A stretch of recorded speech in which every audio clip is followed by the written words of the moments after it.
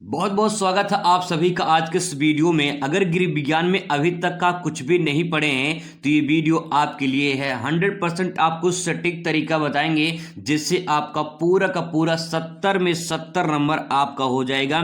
एक जेन्युइन तरीका आपको बताने वाले हैं। अगर आप ये पूरा वीडियो देख लेते हैं तो मान के चलिए कि आप 70 में 70 के करीब पहुंच जाओगे, जो तरीका मैं आपको बताने वाला हूं। तो आज का वीडियो बहुत ही बेहतरीन होने वाला है। तो चलिए शुरुआत करते हैं। गृह विज्ञान में अभी तक बिल्कुल जीरो पढ़ाई हुई है, कुछ नहीं पढ़े हैं, कुछ तैयार नहीं हुआ है, कोई बात नहीं, घबराने वाली बात नहीं है। एक बार मुस्कुराइए, आप सीबीबीकल आर्ट क्लास पे पढ़ रहे हो। यहाँ पे हम आपको बताएंगे जेन्युइन तरीका कि गृह विज्ञान में जब कुछ ना आएगा तो आपको ये ट्रिक लगा लेना है। क्या ट्रिक लगाना है आइए जानते हैं। सबसे पहले यहाँ पे एक पेपर है, इस पेपर के आधार पे ये मैं आपको बताने वाला हूँ। 2025 का पेपर है। इस पेपर में गृह विज्ञान में जो भी क्वेश्चन, बोर्ड वाला पेपर है, यहाँ पे आप कोड वगैरह चेक कर सकते हो। गृह विज्ञान में जो पेपर में क्वेश्चन पूछा गया था उसको जेन्युइन तरीके से बनाकर कैसे लिखेंगे, सटीक नंबर आपको मिलेगा। यहाँ पे जो भी पेपर हम लोग हल करने वाले हैं वो बोर्ड का पेपर है। ऐसा नहीं है कि मैंने खुद से बनाया है और इसमें जो भी मैं आंसर बताऊंगा अपनी इच्छा से, अपने मन से बताऊंगा, ऐसा कुछ नहीं। इसमें जो बोर्ड ने पेपर में पूछा गया है वही मैं आपको बताने वाला हूं। सबसे पहले पेपर कोड अगर आप यहाँ पे देख लीजिए, गूगल पे जाकर सर्च कर सकते हो। चलिए शुरुआत करते हैं। 70 में 70 नंबर आपका होने वाला है। तो सबसे पहले यहाँ पे जब आप पन्ना पलटोगे तो बहुविकल्पी क्वेश्चन आपको यहाँ पे दिखाई देगा, लेकिन यहाँ पे आपको ऑप्शन जो है टिक करना होगा। इसका मैं ट्रिक बताऊंगा आपको कि कैसे जो है आप इसका आंसर टिक कर सकते हो। एक छोटा सा हिंट मैं आपको दे दे रहा हूं। जैसे कि मान लीजिए क्वेश्चन है कार्य, इसमें पूछा है कि कार्य क्या है, तो कार्य है गतिविधि है, प्रतिक्रिया है, प्रयास है, या इनमें से सभी। तो ये मान के चलिए कि एक छोटा सा ट्रिक ध्यान रखिएगा। 100% आपके जो बहुविकल्पी क्वेश्चन पूछे जाते हैं, जब डी वाला यानी चौथा जो ऑप्शन है या फिर जो डी वाला ऑप्शन होता है, अगर आपका ये सभी दिखाई दे तो समझ लीजिए कि 100% में से 99% वो आपका जो डी वाला ऑप्शन है, ये सभी वाला, ये सही होता है। कभी कभी रेयर केस में 1% में गलत हो जाता है, नहीं तो 99% आपका ये वाला सही हो जाता है। तो ये हिंट ध्यान रखिएगा। जैसे इसमें देखिए आपका इसमें सभी सही होगा, ठीक है। और ऐसे ही देखिए यहाँ पे ये गा वाला क्वेश्चन देखिए, यहाँ पे इनमें से सभी सही होगा, ठीक है। और यहाँ पे देखिए अंगा वाला क्वेश्चन में से सभी सही होगा। ऐसे ही जो है आपको बहुत सारे क्वेश्चन देखने को मिलेंगे। तो इनको तो मैं इसमें कुछ बनाने वाला है नहीं, आप इनको एक बार देख सकते हैं। यहाँ भी देखिए इनमें से सभी, तो ये आपका राइट आंसर हो जाएगा, ठीक है। इस प्रकार से जो है आपको टिक करना होगा। अब जो मेन है आपका वो यहां से शुरुआत होती है, अति लघुत्तरीय प्रश्न से यहां से बनाने वाला। अब यहाँ पे क्वेश्चन कैसे बनाकर लिखेंगे, एक नंबर आपको यहाँ पे मिलेगा। तो इसके लिए जो है सबसे पहले करना क्या है, अपने कॉपी में आपको अति लघुत्तरीय प्रश्न और पुरुषोत्तर नंबर और हेडिंग आपको डाल लेना है। ये 3 काम आपको करना है। तो चलिए कॉपी पर आ जाते हैं और कैसे जो है इसको लिखेंगे वो भी आपको बताते हैं। तो सबसे पहले यहाँ के आपको लिखना है अपनी कॉपी में अति लघुत्तरीय प्रश्न, क्योंकि आप जब पूरा लिख रहे हैं तो ऐसे ही आपको लिखना होगा, अति लघु उत्तरीय प्रश्न। इस प्रकार से आप इसको अच्छे से, आपकी राइटिंग तो अच्छी होगी ही, ठीक है, आप उसको लिख देंगे और लगे हाथ जो है इसको आप अंडरलाइन कर देंगे तो को ये जो है अच्छा लगेगा, थोड़ा सा देखने में अच्छा लगेगा और आपको जो है बढ़िया अंक प्राप्त होंगे। फिर इसके बाद नीचे यहाँ पे प्रश्नोत्तर नंबर आपको लिखना है। यहाँ पे प्रश्नोत्तर नंबर इस प्रकार से जो है आपको लिख देना है। प्रश्नोत्तर नंबर मान लो ये कौन सा प्रश्नोत्तर नंबर है, 5 का है, तो यहाँ पे लिखेंगे 5 का, ठीक है। और फिर इसके बाद लगे हाथ इसको भी अंडरलाइन कर देंगे। ये 2 काम करने के बाद अब आपको यहाँ पे क्वेश्चन पर आना है। यहाँ पे देखिए क्वेश्चन पूछा है कि नौकरी और जीविका के रूप में जो है कार्य के बारे में आपको लिखना है। अभी क्वेश्चन आपको समझ में नहीं आ रहा है इसमें क्या लिखें, तो पहला काम हेडिंग ही बना लीजिए, नौकरी और जीविका के रूप में कार्य, यहाँ तक जो है आपका हेडिंग बन जाएगा, ठीक है। तो इसको हेडिंग जो है इसको लिख लेते हैं। पहले क्या हेडिंग बनेगी, तो यहाँ पे आपका हेडिंग बनेगा नौकरी। आप अच्छे अच्छे से लिखेंगे, बढ़िया राइटिंग में लिखेंगे आप लोग, ठीक है। मैं यहाँ पे जल्दीबाजी में लिख रहा हूँ तो आसानी से जो है यहाँ पे उतनी अच्छी राइटिंग तो नहीं बन पाएगी, लेकिन मैं फेयर अभी आपको करके दिखा दूंगा, ठीक है। तो घबराना नहीं है। यहाँ पे पहले हेडिंग बनाना है, नौकरी और जीविका के रूप में कार्य, ठीक है। रूप में कार्य ऐसे लिखेंगे, रूप में कार्य। ये आपका बन जाएगा हेडिंग, ठीक है। और इसको भी आप जो है अंडरलाइन कर लेंगे, स्केल ले लेंगे, ठीक है, यानी पटरी लेकर स्केल लेकर आप इसको अंडरलाइन अच्छे से कर लेंगे। अच्छे से करेंगे तो अच्छा दिखेगा। अब इसके बारे में आपको लिखना है। अब आपको समझ में नहीं आ रहा इसमें क्या लिखे, नौकरी जीविका ग्रुप में कार्य के बारे में कुछ समझ में नहीं आ रहा है, तो देखिए आपको इसमें लिखना है कितना, 2 से 3 लाइन, ठीक है। 2 से 3 लाइन में पूरा आंसर आपको देना है, 1 नंबर आपको इस पे मिल जाएगा। लेकिन सवाल है कि लिखे क्या, तो देखिए यहाँ पे सेंटेंस लिखा है नौकरी, एक सेंटेंस लिखा है नौकरी, यहाँ पे लिखा है जीविका और यहाँ पे लिखा है कार्य। ये 3 सेंटेंस, इसी पूरे 3 सेंटेंस से पूरा खेल आपका बनने वाला है। अब आपको मैं यहाँ पे जो तरीका बताने वाला हूँ, 1 नहीं 2 नहीं बल्कि 3 तरीके मैं आपको बताने वाला हूँ। 3 के बल्कि 4-5 तरीके बता दूंगा जिससे आप ये पूरा आंसर दे सकते हो। 4-5 तरीके से आंसर बताऊंगा मैं, एक जेन्युइन आंसर बताएंगे कि कैसे आप इसका आंसर दे सकते हैं। तो चलिए मैं फेयर कॉपी में आ जाता हूं और 3-4-5 तरीके मैं आपको बता दूंगा लिखने का, कैसा आप आंसर लिख सकते हैं, जो आपको उचित लगे आप उसको कर सकते हो। तो चलिए आइए समझने का प्रयास करते हैं। तो ये रही फेयर कॉपी जिसमें मैंने अच्छे तरीके से आसान शब्दों में लिखने का प्रयास किया है। आप इसे एक बार समझने का प्रयास करेंगे, मैं आपको समझाने का पूरा 100% वादा करता हूं आपसे। सबसे पहले यहाँ पे देखिए आपका अतले उत्तरी प्रश्न हो जाएगा, फिर यहाँ पे उत्तर संख्या मैंने यहाँ पे लिख दिया है, या प्रश्नोत्तर नंबर जो भी रहेगा आप यहाँ पे लिख दोगे, ठीक है। फिर इसके बाद यहाँ पे आपका यहाँ पे हो जाएगा हेडिंग नौकरी और जीविका के रूप में कार्य। अब आप यहाँ पे सोचिए जरा, एक बार ध्यान से समझने की प्रयास करेंगे।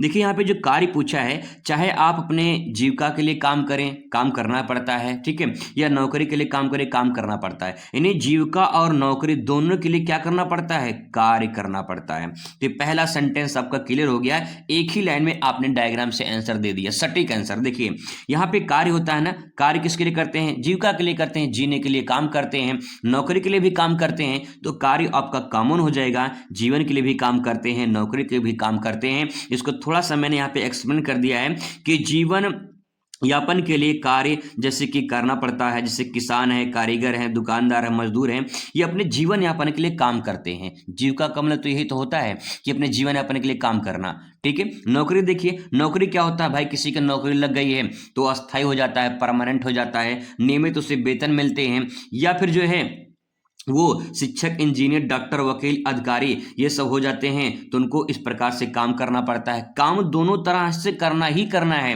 बट ये है कि कुछ लोग अपने जीवन यापन के लिए काम करते हैं, कुछ लोग नौकरी के लिए काम करते हैं नहीं, नौकरी जब मिल जाती है तो उसके लिए काम करते हैं। काम दोनों जगह करना पड़ता है। ये पहला तरीका है, इसको आप इस प्रकार से भी लिख सकते हो। डायग्राम में मैंने आपको समझाने का प्रयास किया है। अब आइए, ये तो पहला आंसर था, अब आइए जानते हैं दूसरा आंसर। दूसरा आंसर आप यहाँ पे देख पाओगे, यहाँ पे हेडिंग आप पहले लिख लेना, नौकरी और जीविका के रूप में कार्य, ठीक है, ये हो जाएगा। अब इसके बाद देखिए 2 पॉइंट है, पहले नौकरी के बारे में लिखिए, इसमें लिख सकते हो कि नौकरी क्या है। नौकरी वह कार्य है, नौकरी क्या है, देखो यहाँ लास्ट में कार्य लिखा है, तो नौकरी वह कार्य है जो किसी संस्था या संगठन के लिए किया जाता है। अगर आप सोचिए कि भविष्य में आपकी नौकरी लग जाए तो आप किसी संस्था के लिए काम करोगे या तो संगठन के लिए काम करोगे, यानी जो सरकारी जॉब होगा आपको मिलेगा जब भविष्य में, तो आप जब काम करोगे तो किसी न किसी संस्था या संगठन के लिए काम करोगे, ये नौकरी हो गया, ठीक है। अब जीविका देखिए, जीविका वह कार्य है जो अपने परिवार की जरूरत पूरी करने के लिए किया जाता है। सिंपल वर्ड मैंने लिखा है, जीविका का मतलब अपने जीवन यापन के लिए, अपने परिवार को चलाने के लिए जो हम काम करते हैं वो जीविका कहलाता है। और नौकरी जो एक अस्थायी होता है, इसमें वेतन निश्चित हो जाते हैं, जिसे हम किसी संस्था या संगठन के लिए करते हैं, तो वो आपका नौकरी हो गया। सिंपल सी आपको इसमें अर्थ बतानी है। तो आप यही चीज जो है मैंने यहाँ पे इस फॉर्म में लिख दिया है। अब चाहे आप इसे लिख सकते हो, चाहे आप इसे लिख सकते हो। अब आपको बताते हैं दूसरा तरीका के बाद तीसरा तरीका। अब आपके सामने यहाँ पे तीसरा तरीका और चौथा तरीका है। तो पहले तीसरा तरीका देख लीजिए, जो आपको उचित लगे, जो आपको अच्छा लगे, सरल लगे, आप उसे अपनी कॉपी में लिख सकते हो। एक ही आंसर का 3-4 तरीका मैं आपको बता रहा हूँ। देखिए, नौकरी और जीविका के रूप में कार्य आप इसमें लिखेंगे वह कार्य जिसमें हमें आय मिलती है और हम अपने जीवन यापन की जरूरतों को पूरा करते हैं। अब चाहे जीविका के लिए हो चाहे नौकरी के लिए, हमें काम करना पड़ता है। काम करने के बाद हमें क्या मिलता है, आय मिलता है, यानी पैसा मिलता है। और जो पैसा मिलेगा तो हम अपनी जीवन यापन की जरूरतें जो है उसे पूरा कर सकते हैं। तो आप इसे ऐसे भी लिख सकते हो, ठीक है। चौथा देखिए, नौकरी और जीविका के रूप में कार्य में इसमें लिख सकते हो आपकी नौकरी और जीविका दोनों के लिए कार्य करना पड़ता है। चाहे आप नौकरी करो या फिर आप चाहे नौकरी करो चाहे जीविका करो, दोनों के लिए कार्य करना पड़ता है। हर यहाँ पे कोटेशन मैंने लिख दिया है, देखिए, हर नौकरी जीविका हो सकती है, ध्यान रखिएगा, हर नौकरी जीविका हो सकती है पर हर जीविका नौकरी या फिर जरूरी नहीं है कि वो नौकरी ही हो। बात समझ में आ रही है? कहने का मतलब ये है कि कोई भी नौकरी वो जीवन यापन के लिए हो सकता है, वो उससे जीवन जिया जा सकता है, लेकिन जो जीविका होती है वो जो जरूरी नहीं कि नौकरी ही होता है, वो अपने जीवन यापन के लिए, जिंदगी लोग जीने के लिए काम करते हैं। तो इस प्रकार से ये 4 पॉइंट है जिसे आप अपने कॉपी में ले सकते हो, जो आपको उचित लगे आप उसे लिख देना, बढ़िया नंबर आपको मिलेगा। अब आ जाते हैं दूसरे क्वेश्चन पर। क्वेश्चन है 5वीं कक्षा, देखिए भारत के 2 परंपरागत व्यवसाय लिखना है। अब आपको इसमें समझ में नहीं आ रहा इसमें क्या लिखें, तो कुछ करना नहीं है, थोड़ा समझने की कोशिश करना। अपने कॉपी में पहले क्या करना है, यहाँ पे प्रश्नोत्तर नंबर दूसरा लिखना है, यानी 5 का खा, उसके बाद जो इसमें हेडिंग बनाना है भारत के 2 परंपरागत व्यवसाय, यहाँ तक आपका हेडिंग बन जाएगा। ठीक है, अब इसके बारे में आपको लिखना है। अब आपको समझ में नहीं आ रहा तो यहाँ पे देखिए भारत लिखा है, यानी अपने देश की बात हो रही है, यहाँ परंपरागत लिखा है। अगर इसका मतलब आपको समझ में नहीं आता है तो कोई बात नहीं, व्यवसाय समझ में तो आता होगा, व्यवसाय यानी कोई बिजनेस की बात हो रही है, कोई काम की बात हो रही है। तो भारत में 2 परंपरागत, 2 आपको बताना है, 2 आपको पॉइंट लिख देनी है। तो व्यवसाय में लोग क्या करते हैं, या तो कृषि करते हैं यानी खेती करते हैं, या तो कोई उद्योग करते हैं। ठीक है, तो यहाँ पे आपको 2 लिखना है, 2 आप लिख दीजिए अपने कॉपी में अगर आप इतना समझ गए हैं तो। ठीक है, आइए जानते हैं कॉपी में कैसे से लिख पाएंगे। सबसे पहले यहाँ पे देखिए मैंने प्रश्नोत्तर नंबर यहाँ पे लिख लिया है 5 का खा, फिर इसके बाद भारत के 2 परंपरागत व्यवसाय, ये आपका हेडिंग बन जाएगा, अच्छा लगेगा देखने में और सरल हो जाएगा। ठीक है, फिर यहाँ पे 2 परंपरागत व्यवसाय में क्या लोग कृषि करते हैं या तो पशुपालन करते हैं। परंपरागत मतलब होता है जो प्राचीन काल से चली आ रही है, वो परंपरागत हो गया। तो कृषि आज से नहीं है, प्राचीन काल से चली आ रही है, पशुपालन भी प्राचीन काल से आ रही है। तो ये 2 पॉइंट आप लिख देंगे, आपको 1 नंबर यहाँ से मिल जाएगा, और यही सही तरीका होता है लिखने का। ठीक है, आइए बात करते हैं अगले क्वेश्चन पर। क्वेश्चन यहाँ पे है पोषण का अर्थ क्या है। अब आपको नहीं पता कि पोषण क्या है तो कुछ नहीं करना है, कॉपी में सबसे पहले प्रश्नोत्तर नंबर हेडिंग लिखना है पोषण, अब इसके बारे में लिखना है पोषण। तो आइए जानते हैं, डिटेल में समझने का प्रयास करते हैं कि पोषण में आप क्या लिख सकते हो। तो देखिए मैंने यहाँ पे लिखने का तरीका आप एक बार देख लीजिए। यहाँ पे जब मैंने दूसरा प्रश्न यहाँ पे लिखा तो मैंने यहाँ पे एक लाइन का गैप कर दिया, ताकि जो है ये अलग प्रश्न देखे, ये अलग प्रश्न देखे, और कॉपी अच्छा लगे देखने में। जब एग्जामिनर कॉपी चेक करे तो इसे अलग अलग चेक करे और आसानी से आपको पूरा नंबर मिल जाए। ये लिखने का सही तरीका है, एक जेन्युइन तरीका है। अगर आप कॉपी ऐसे लिखते हो तो 100% आपको पूरा नंबर जरूर मिलेगा। सबसे पहले यहाँ पे आप प्रश्नोत्तर नंबर डाल के अंडरलाइन कर देंगे, फिर इसका पोषण में लिखा है, यहाँ पे अंडरलाइन मैंने कर दिया है। अब इसके बारे में आपको लिखना है। देखिए पोषण क्या होता है, पोषण का मतलब क्या होता है, जब आप भोजन करते हो तो भोजन के लिए हमें ऊर्जा मिलती है, यानी जब आप भोजन करते हो, खाना खाते हो तो हमें क्या मिलती है, शरीर को ऊर्जा मिलती है, या हमारा शरीर स्वस्थ रहता है। तो शरीर को ऊर्जा देने के लिए हम भोजन करते हैं, पहला पॉइंट। दूसरा है शरीर को स्वस्थ रखने के लिए भोजन करते हैं, या तो आप कह सकते हो जो हम भोजन करते हैं वो शरीर को ऊर्जा देने के लिए करते हैं। अगर भोजन करेंगे तो हमें ऊर्जा मिलेगी, ऊर्जा मिलेगी तो हम काम कर पाएंगे। ठीक है, सिंपल सी बात है। ऐसे ही शरीर को स्वस्थ रखने के लिए हम भोजन करते हैं। तो जो हम भोजन करते हैं जिसे हम क्या कह सकते हैं, पोषण कहते हैं, क्योंकि भोजन से हमें पोषक तत्व मिलते हैं जिसे हम पोषण कहते हैं, या फिर ऊर्जा मिलती है जिसे हम पोषण कहते हैं। सिंपल है, जिसमें आप लिख सकते हो कि पोषण, जो हम भोजन करते हैं उससे हमें शरीर को ऊर्जा मिलती है, हम स्वस्थ रहते हैं जिसे हम पोषण कहते हैं। सिंपल 2-3 लाइन लिखना है, आराम से आंसर लिख सकते हो, कोई दिक्कत नहीं है। ठीक है, तो आप सिंपल में इसका आंसर आप लिख सकते हो। आगे यहाँ पे आते हैं अगले क्वेश्चन पर, खाद्य विज्ञान क्या है। अब यहाँ पे 6वें का खा पूछा है, खाद्य विज्ञान क्या है। अब आपको इसमें समझ में नहीं आ रहा कि इसमें क्या लिखें, तो यहाँ पे खाद्य विज्ञान में कुछ नहीं करना है। सबसे पहले आपको प्रश्नोत्तर नंबर और खाद्य विज्ञान हेडिंग डालना है, और इसके बारे में 2 लाइन आपको लिखना है। यहाँ पे देखिए विज्ञान, अपने विज्ञान तो हाई स्कूल में पढ़ा होगा। विज्ञान में हम लोग क्या पढ़ते हैं, विज्ञान में फिजिक्स केमिस्ट्री बायो होता है, यानी हम विज्ञान में किसी विशेष प्रकार की जानकारी प्राप्त करते हैं। तो विधन ज्ञान, विधन ज्ञान का मतलब विशेष प्रकार का ज्ञान। अब यहाँ पे खाद्य लिखा है, खाद्य का मतलब होता है भोजन सामग्री। 2 सेंटेंस होते हैं, एक सेंटेंस आपने कभी नाम सुना होगा, जैसे यहाँ पे लिखा है खाद्य, तो एक सेंटेंस और होता है, देखिए कभी मिस्टेक मत करिएगा, एक खाद्य होता है और एक होता है खाद्य। इन दोनों में बड़ा अंतर होता है। ये खाद्य का मतलब होता है जो खेतों में हम लोग छिड़का, मतलब खेतों में छींटते वगैरह हैं, जैसे इसमें रासायनिक खाद भी आते हैं, इसमें जैविक खाद भी आते हैं, जिसे गोबर की खाद बोलते हैं, जैविक खाद। और खाद्य का मतलब, खाद्य मतलब जो खाने योग्य है, जैसे दाल चावल रोटी ये सब क्या है, ये खाद्य पदार्थ हैं। तो आपको यहाँ पे खाद्य विज्ञान के बारे में बताना है, ठीक है, ना कि खाद्य के बारे में बताना, ये ध्यान रखेंगे। तो ये खाद्य है। अब खाद्य विज्ञान मतलब कि जो हम भोजन सामग्री यानी जो भोजन हम ग्रहण करते हैं उसको किस प्रकार से सुरक्षित रखें, खराब ना हो, या फिर किस प्रकार से मैनेजमेंट करें ताकि जो लंबे समय तक चले। से अचार वगैरह होता है, जब अचार बनाते हैं तो अचार बनाते हैं उसमें वैज्ञानिक पद्धति के आधार पे उसमें जो है जो भी मिला के उसमें रखते हैं ताकि खराब ना हो। तो इस प्रकार से क्या होता है, ये खाद्य विज्ञान के अंतर्गत आता है, ठीक है। अब इसको कॉपी में कैसे लिखेंगे देख लेते हैं एक बार। देखिए सबसे पहले यहाँ पे आप लिखेंगे कॉपी में, यहाँ पे प्रश्नोत्तर नंबर हेडिंग हो जाएगा, फिर इसके बाद लिखेंगे खाद्य सामग्री को उचित उपयोग संरक्षण खाद्य विज्ञान कहलाता है। सिंपल सी बात यह है, जैसे देखिए दूध को अगर उबाल कर रखने से रख देते हैं तो देर तक खराब नहीं होता है, यानी उबाल कर रखने की प्रक्रिया क्या हो गया, वैज्ञानिक पद्धति होगी, तो इसे खाद्य विज्ञान कहते हैं। अगर सिंपल भाषा में आप समझना चाहते हो तो आप इतना लिख देना कि किसी भी खाद्य सामग्री को वैज्ञानिक पद्धति पर उपयोग करना या उसे उचित तरीके से उपयोग करना, वो खराब ना हो, संरक्षण उसका करना, उसको सुरक्षा प्रदान करना, ठीक है।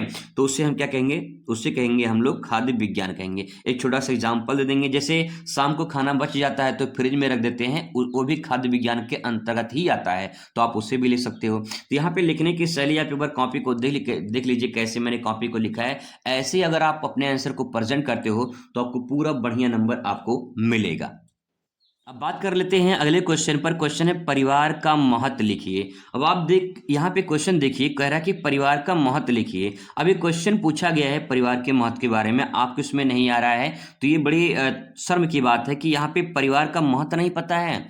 परिवार का महत्व आप आसानी से बना कर ले सकते हो, सटीक आंसर ले सकते हो, पूरा का पूरा नंबर मिलेगा। परिवार किसे कहते हैं, परिवार का महत्व क्या होता है। आप सोचिए कि आपकी जिंदगी में परिवार का महत्व नहीं है, अगर आपके मम्मी पापा फीस वगैरह ना दें, आपका सहयोग ना करें तो आप पढ़ पाओगे, नहीं पढ़ पाओगे। तो इसका मतलब ये है कि परिवार के महत्व को हमें समझना पड़ेगा कि क्या हम लिख सकते हैं। तो कॉपी में देखिए कैसे आप लिखेंगे, प्रश्नोत्तर संख्या यहाँ पे लिख देंगे, इसके बाद हेडिंग परिवार का महत्व। मैंने यहाँ पे छोटा सा कोटेशन लिखा, बड़ा कमाल का कोटेशन है, परिवार ही जिंदगी है। एक बात ध्यान रखिए, कुछ लोगों के लिए, सबके लिए नहीं होता है।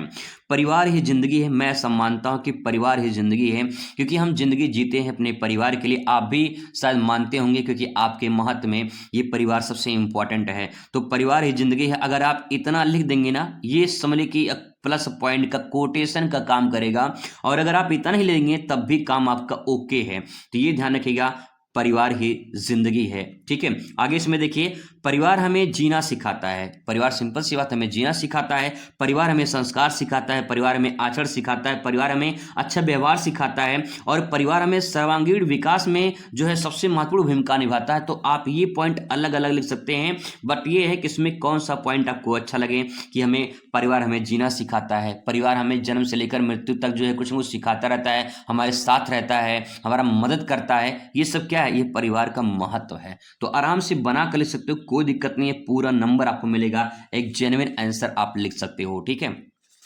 आगे देखते हैं, क्वेश्चन नेक्स्ट है कि दिवस देखभाल केंद्र किसे कहते हैं। अब आपको इसमें समझ में नहीं आ रहा कि दिवस देखभाल केंद्र किसे कहते हैं, तो आप इसमें देखिए, लिखिए 7वें कक्षा प्रश्नोत्तर नंबर हो जाएगा, हेडिंग बन जाएगा दिवस देखभाल केंद्र।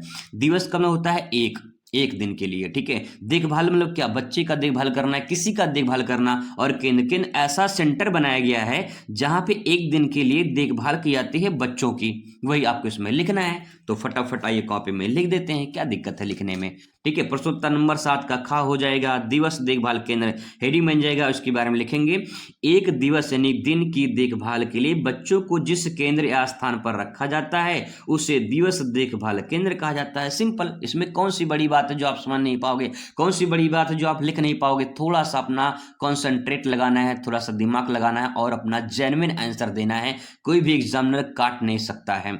यहाँ पे हेडिंग बना के अच्छे से लिख दोगे, बहुत सिंपल तरीके से आपको नंबर मिलेगा, आसान शब्दों में आप प्रेजेंट कर सकते हो। आगे देखते हैं, क्वेश्चन यहाँ पर नेक्स्ट है, रेखा के प्रकार लिखिए। अब यहाँ पे थोड़ा सा क्वेश्चन आपको घुमाने वाला है, रेखा के प्रकार। अब आप इसे नहीं पढ़े हैं तो आप इसको आंसर नहीं दे पाओगे, रेखा के प्रकार क्या होते हैं, कितने प्रकार का रेखा होता है। बहुत सिंपल सटीक आंसर बताऊंगा, एक बार में आप समझ जाओगे। आइए जानते हैं कैसे एक बार में ट्रिक से समझ पाएंगे फनी तरीके से। बहुत ही सिंपल तरीके से, फनी तरीके से मैं आपको समझाने वाला हूं। सबसे पहले उत्तर संख्या, प्रश्नोत्तर नंबर जो भी आपको उचित लगे आप यहाँ पे लिख देना और रेखा के प्रकार लिख देना। रेखा जिसे आज तक मैंने नहीं देखा वो रेखा, आपसे पूछा गया है रेखा के प्रकार, आपको समझ में नहीं आ रहा है तो आप महसूस करिए कि किसी लड़की का नाम रेखा है, आपका भी में किसी का नाम हो सकता है रेखा, आपके सहेली का नाम हो सकता है रेखा। अब मान लीजिए किसी का नाम रेखा है, ठीक है, ये रेखा ये भी है, रेखा ये भी है, रेखा ये भी है, रेखा ये भी है, चारों यहाँ पे रेखा है, ठीक है। अब यहाँ पे इनको समझने का प्रयास करते हैं। अब इस फिगर को आप जरा देखिए, ठीक है, इस फिगर को देखिए, ये थोड़ा बड़ी फोटो है, ये थोड़ा सा जो है मोटी है ना, और ये थोड़ा सा पतली है। तो ये रेखा मोटी है और ये रेखा पतली है। मिल गया, 2 पॉइंट आपको मिल गया। ये रेखा कैसी है? ये रेखा मोटी है, ठीक है, ये रेखा मोटी है तो आप लिखेंगे मोटी रेखा, ठीक है, मोटी रेखा। जैसे जैसे आप मोटी रेखा का मतलब क्या? मोटी रेखा का मतलब ये आपका मोटी रेखा हो गया, ठीक है, मार्कर से मार दिए भैया, ठीक है। आगे देखिए, ये रेखा कैसी है? पतली है, तो यहाँ पे लिखिए ये पतली रेखा है। कैसी है? पतली रेखा है, ये हो जाएगा पतली रेखा, ठीक है। तो 2 रेखा आपसे पूछा गया पेपर में, देखिए यहाँ पे रेखा के प्रकार पूछा है ना, यहाँ पे देखिए रेखा के प्रकार पूछा है, 1 नंबर का है, 2 लिख दीजिए, काम आपका हो गया। मोटी रेखा, पतली रेखा, कितना सिंपल है, कितना सिंपल है, देख लीजिए, मोटी रेखा और यहाँ पे ये भाई कौन सी, एक पतली रेखा हो जाएगी, पतली रेखा हो गई, ठीक है। आगे देखिए, इसमें देखिए, यहाँ पे अगर इसको मान लेते हैं कि ये जो रेखा है, ये जो रेखा है, ये मान लो तिरछी थोड़ा खड़ी है, तो ये कौन सी रेखा हो जाएगी? तिरछी रेखा हो जाएगी, ये हो जाएगी तिरछी रेखा, ठीक है, तिरछी रेखा हो जाएगी। ऐसे ये भी तो तिरछी रेखा है, ठीक है। और ये जो है छोटी रेखा है, तो आप इसे छोटी रेखा मान सकते हैं, ठीक है। ये मोटी है, ये छोटी हो जाएगी, या फिर इसे हम सीधी रेखा भी कह सकते हैं। एक सीधी रेखा, सीधे में खड़ी तो सीधी रेखा हो जाएगी। देखिए कितनी सिंपल है, कितने सिंपल तरीके से आपने आंसर दे दिया, फनी तरीके से। मोटी रेखा, पतली रेखा, सीधी रेखा, तिरछी रेखा, ये रेखा के प्रकार है। रेखा ऐसे तो होता है, सीधा आंसर, सिंपल आंसर, सटीक आंसर दे रहे हो आप, कोई एग्जामिनर काट नहीं सकता है, सिंपल तरीका है। आई होप आपको समझ में आया होगा। चलिए आगे बात करते हैं। नेक्स्ट है यहाँ पे, नेक्स्ट है द्वितीय रेखा, द्वितीय रंग, सॉरी, द्वितीय रंग क्या है? द्वितीय रंग की अगर बात करें तो द्वितीय रंग, देखिए नाम से स्पष्ट है, द्वितीय रंग यानी इसमें 2 रंग होंगे, 2 रंग होंगे, तो ही 2 रंग आपको लिखना है कॉपी में। तो यहाँ पे देखिए, यहाँ पर उत्तर संख्या लिखेंगे खा, ठीक है, 8 का खा। द्वितीय रंग हेडिंग डाल देंगे, उसमें लिखेंगे द्वितीय रंग मतलब 2 रंग मिलने से द्वितीय रंग बनता है, जैसे लाल और नीला मिला देंगे तो बैगनी बन जाएगा। बस सिंपल हो गया, दोनों आपको 1 नंबर मिल गया। सिंपल 2 लाइन का आंसर, सिंपल सटीक आंसर देना, फटाफट आंसर हो जाएगा, कोई दिक्कत ही नहीं है, ठीक है। चलिए आगे आ जाते हैं क्वेश्चन नंबर नेक्स्ट पे। अतिथि देवो भव से आप क्या समझती हैं? अतिथि देवो भव से आप क्या समझती हैं? बहुत सिंपल आंसर है, लेकिन आपको सटीक आंसर देने के लिए समझना पड़ेगा कि अतिथि देवो भव का मतलब क्या होता है। तो अगर अब आप लोग जानते होंगे, अच्छी बात, नहीं जानते तो देखिए यहाँ पे लिखा अतिथि। अतिथि का मतलब होता है कि बिना तिथि के जब कोई मेहमान आ जाए तो उसे अतिथि कहते हैं, बिना बताए, मतलब कोई डेट नहीं है, कोई तिथि नहीं है, कोई फिक्स नहीं है कि कब टपक पड़े नात रिश्तेदार, तो उसे हम क्या कहेंगे? अतिथि कहेंगे। देवो भव यानी देवता के समान है, तो यहाँ पे कॉपी में लिखेंगे, कॉपी में आप यहाँ पे लिखेंगे अतिथि देवो भव और उत्तर संख्या पे, इसके बाद हेडिंग और इसके बारे में लिखेंगे। अतिथि देवता भगवान के समान होता है, इसका सिंपल ये अर्थ हो जाएगा कि जो अतिथि होते हैं वो देवता भगवान के समान होते हैं। अब 2 लाइन में इसकी परिभाषा लिख सकते हैं। अतिथि को देवता के समान मानकर उसका आदर सत्कार और सम्मान करना चाहिए, उसे अतिथि देवो भव कहा जाता है। सिंपल आंसर, सिंपल नंबर, बढ़िया एकदम सटीक नंबर, कोई भी एग्जामिनर काट नहीं सकता है। आगे यहाँ बात करते हैं, अगले क्वेश्चन पर आ जाते हैं। अतिथि चक्र की 2 अवस्थाओं को लिखिए। आपको एक बात और बता दें, यहाँ पे जितने भी क्वेश्चन से 8 का खा है, 9 का खा है, ऐसे 10 का है, तो यहाँ पे जो क्वेश्चन दिए गए हैं, जैसे ये क्वेश्चन है तो इसी से रिलेटेड ये क्वेश्चन है, जैसे ये क्वेश्चन है तो इसी से रिलेटेड ये क्वेश्चन है, जैसे ये वाला है तो इसी से रिलेटेड लगभग ये क्वेश्चन है। तो आपको वो समझना है, जैसे यहाँ पे ये है तो ये उसी से रिलेटेड है। अतिथि चक्र के 2 अवस्थाएं लिखिए। अब मान लीजिए आपको इसमें नहीं आता है क्वेश्चन, तो आप इसमें क्या लिखेंगे? आप सोचिए कि जब बिना तिथि के अतिथि आएंगे, यानी आपके मौसा आ गए, मामा आ गए, तो जैसे मामा टपक पड़े आके, भैया आप सिंपल तरीका ये हो गया, भैया उनका सेवा करिए, सत्कार करिए। तो मामा जब आएंगे, उनका आना भी, वो भी 2 अवस्था लिखना है। मामा का आना जिसे हम आगमन कहते हैं, मामा का आगमन भी ये पहली अवस्था हो जाएगी। मामा का रहना, रुकना, नाश्ता पानी करना, खाना पीना, ये सब भी इसकी अवस्था हो जाएंगे। फिर मामा का जाना, ये तीसरी अवस्था हो जाएगी। तो इस प्रकार से 2 अवस्थाएं आपको लिखना है। यहाँ पे आप उत्तर संख्या लिख देंगे और इसके बाद जो है अतिथि चक्र की 2 अवस्थाएं, तो यहाँ मैंने चक्र बना दिया है। आप सीधा सीधा भी लिख सकते हैं, कोई दिक्कत नहीं है। 2 अवस्थाएं पूछा है तो आप यहाँ पे पहली अवस्था लिख देना, ठीक है, पहली अवस्था, फिर यहाँ पे आप दूसरी अवस्था लिख देना। इसी में से कोई जैसे कि आगमन है तो आप यहाँ पे अपने कॉपी में लिख देना, यहाँ पे लिख देना आगमन, ठीक है, यहाँ पे हो जाएगा आगमन, ये पहली अवस्था हो जाएगी जब वो आएंगे, ठीक है। दूसरा उनका स्वागत करेंगे तो उसमें आप स्वागत लिख सकते हो, स्वागत करेंगे, ये हो जाएगा स्वागत, ठीक है। चलिए ये 2 पॉइंट हो गया, आप ऐसे लिख सकते हो।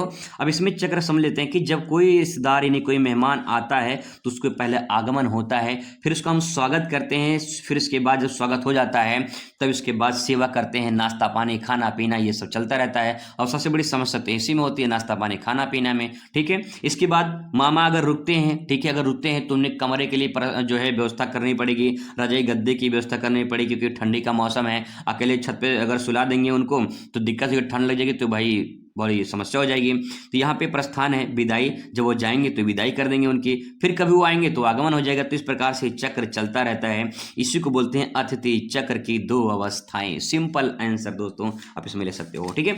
चलिए आगे है, यहाँ पे नेक्स्ट है विकास का अर्थ क्या है। 10वां का क्वेश्चन है, विकास का अर्थ आपको बताना है। संप्रेषण क्या है, ये दोनों क्वेश्चन देना है। आपको समझ में नहीं आ रहा इसमें क्या आंसर लिखेंगे, तो विकास का क्या अर्थ है।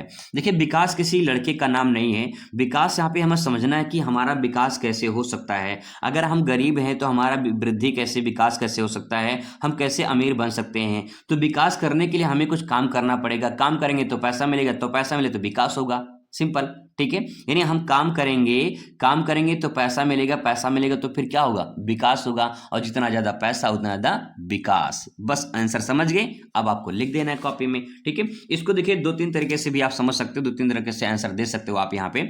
तो सबसे पहले उत्तर संख्या लिखोगे, फिर इसके बाद विकास लिखोगे, फिर इसके बाद इसके बारे में आप लिखोगे जब आपका जीवन स्तर में सुधार हो, ठीक है। जब पैसा आएगा तो जीवन स्तर में सुधार होगा, जब नौकरी मिल जाएगी तो जीवन स्तर अपने आप सुधार हो जाएगा। आपकी या आपके परिवार की प्रगति हो, दिनों दिन आपकी वृद्धि हो, तो सेम क्या कहेंगे, विकास कहेंगे। सिंपल परिभाषा मैंने लिखा है, आराम से समझ सकते हो। जब आपके परिवार का प्रगति हो या फिर जीवन स्तर में सुधार हो, दिनों दिन वृद्धि हो, तो सेम क्या कहेंगे, उसे विकास कहेंगे, ठीक है। सिंपल लिख सकते हैं, कोई दिक्कत नहीं है। आगे यहाँ पे नेक्स्ट है संप्रेषण क्या है। अब मान लो आपको संप्रेषण समझ में नहीं आ रहा, संप्रेषण क्या है, तो कभी कभी देखिए अगर इंग्लिश लिए हो तो यहाँ पे देखिए कम्युनिकेशन लिखा है। कम्युनिकेशन का मतलब क्या, संचार, यानी संप्रेषण का मतलब क्या होता है, संप्रेषण का मतलब होता है कि अपनी बातों को दूसरे तक पहुंचाना। जैसे हम फोन पे बात करते हैं, वीडियो कॉलिंग बात करते हैं, तो क्या है, अपनी बातों को दूसरे तक पहुंचा रहे हैं। तो संप्रेषण यहाँ पे हेडिंग डालेंगे, उसमें लिखेंगे अपनी बातों को दूसरे तक पहुंचाना संप्रेषण कहलाता है। इसे सूचना भी कहा जाता है, जैसे मोबाइल से बात करना, ठीक है, टेलीविजन हो गया, रेडियो हो गया, अखबार हो गया, ये सब संप्रेषण यानी कम्युनिकेशन का पार्ट है, हिस्सा है। तो इस प्रकार से आप आंसर लिख सकते हो, सटीक आंसर लिख के पूरा का पूरा नंबर आप प्राप्त कर सकते हो। इसके बाद आपका शुरुआत होता है लघु उत्तरीय प्रश्न। लघु उत्तरीय प्रश्न में आपको 4 अंक यहां से मिलेंगे, और 4 अंक में आपको इसमें कम से कम 1 पेज में आंसर आपको लिखना होगा। जैसे यहां दिया है कि सूचना और संचार पर संक्षिप्त टिप्पणी लिखिए, तो इसके बारे में चर्चा की, आपको टिप्पणी लिखना है। आपको समझ में नहीं आ रहा क्या करना है, तो आपको सटीक आंसर लिखना है। कैसे लिखना है ये आपको बताएंगे अगली वीडियो में। वीडियो आपको कैसा लगा ये वाला आप कमेंट करके जरूर बताइएगा। इसको पार्ट 2 चाहिए कि नहीं चाहिए ये भी आपको बताइए, ताकि मैं जो है आपके लिए और अच्छे से बेहतर से समझा सकूं और अच्छा वीडियो आपके लिए लेकर आ सकूं। मिलते हैं नेक्स्ट वीडियो में। Thanks for watching.